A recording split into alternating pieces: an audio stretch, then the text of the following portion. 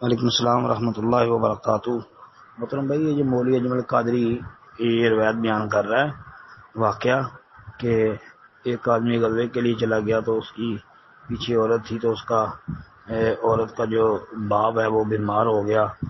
نبی علیہ الصلوۃ والسلام سے جب مسئلہ پوچھا کہ خامد نے جانے سے منع کیا ہے گھر سے نکلنے کے بغیر اجازت کے، تو اللہ کے رسول علیہ الصلوۃ والسلام نے یہ کہا تھا کہ اتق اللہ، اللہ سے ڈر اور اپنے خامد کی اطاعت کر، حتیٰ کہ اس کا باپ جو ہے وہ فوت ہو گیا تو پھر بھی وہ نہیں گئی۔ تو آپ نے کہا کہ ان اللہ عز وجل قد غفر لابیک، کہ بے شک اللہ رب العالمین نے تیرے باپ کو بخش دیا ہے اس لیے کہ تو نے اپنے خامد کی اطاعت کی، یعنی تیرا اپنے خامد کی اطاعت کرنا اس وجہ سے اللہ نے تیرے باپ کو بخش دیا، اس کی مغفرت کر دیا۔ یہ روایت جو ہے یہ ثابت نہیں ہے، یہ روایت ترغیب و ترہیب کے اندر موجود ہے۔ یہ ترغیب و ترہیب جو ہے نا اصبہانی والی، اس میں یہ روایت آتی ہے اور اس حدیث کا نمبر ہے 1522، جی جلد نمبر 2 صفحہ 249، اور حدیث کا نمبر 1522۔ جی اس کے علاوہ یہ روایت اور کئی کتابوں میں یہ موجود ہے۔ انس رضی اللہ تعالیٰ عنہ راوی ہیں اور اس کی سند جو ہے وہ بہت زیادہ ضعیف ہے، کیونکہ سند میں یوسف بن عطیہ الصفار وہ اس میں جو ہے نا منکر الحدیث، متروک الحدیث، ضعیف الحدیث راوی ہے۔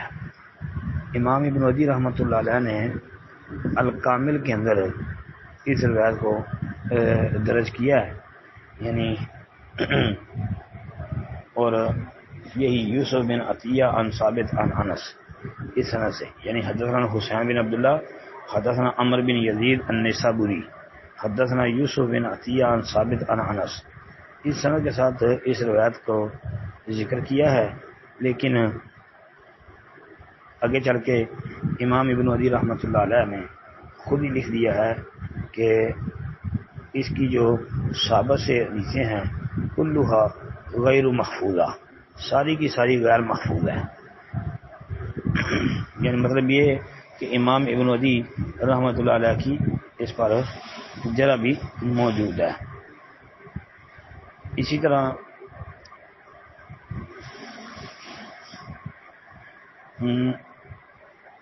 جو مسند عبد بن حمید اس کے اندر بھی یہ روایت موجود ہے، 1367 نمبر پر ایک نسخے کے مطابق،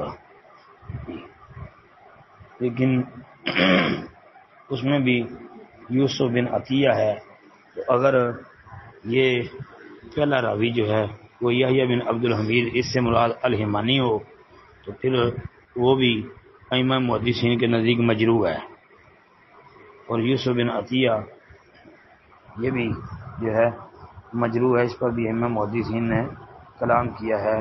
امام بخاری رحمۃ اللہ علیہ نے یوسف بن عطیہ جو ہے اس کو منکر الحدیث قرار دیا ہے، جس طرح کہ امام عقیلی رحمۃ اللہ علیہ نے اپنی کتاب الضعفاء الکبیر میں اس کا ذکر کیا ہے، اور اس کا ترجمہ جو نقل کیا اس میں انہوں نے یہ یوسف بن عطیہ کو جو ہے امام بخاری رحمۃ اللہ علیہ کا قول درج کر کے منکر الحدیث قرار دیا ہے۔ اسی طرح امام یحییٰ بن معین رحمۃ اللہ علیہ کی ذرا بھی اس پر نقل کر دی ہے، تو لہذا یہ صحیح نہیں ہے۔ اس کے علاوہ اس کی المعجم الاوسط للطبرانی میں ایک سند ہے، یعنی 7648 نمبر پر یہ روایت ہے، اور امام طبرانی نے اس کو ذکر کیا ہے وابی ہی حدثنا ظافر عن ثابت بن بنانی۔ وابی ہی مراد یہ ہے کہ جو پیچھے سند آ رہی ہے نا اسی سند سے یہ روایت ہے. تو جب پیچھے سند دیکھیں تو پیچھے سند میں اسما بن متوکل ایک راوی ہے. علامہ حسمی رحمۃ اللہ علیہ نے مجموع الزوائد میں اسی روایت کو درج کیا ہے اور پھر اس کو اسما بن متوکل کو ضعیف قرار دیا ہے کہ اس کی سند میں اسما بن متوکل ضعیف ہے. پھر ظافر بن سلیمان جو ہے اس پر بھی کلام ہے. اسی طرح اگر اسی سند کو آگے لے کر چلیں گے تو جابر جوفی بھی ہے, یزید الرقاشی بھی ہے. بہرحال یہ روایت کی کوئی سند بھی ہمارے علم کے مطابق صحیح ثابت نہیں ہے.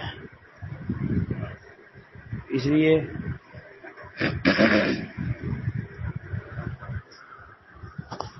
یہ واقعہ جو ہے بہت زیادہ ضعیف اور گیا گزرا ہے اور اس کو بغیر جرا کے ذکر کرنا یہ درست نہیں ہے. السلام علیکم ورحمۃ اللہ وبرکاتہ.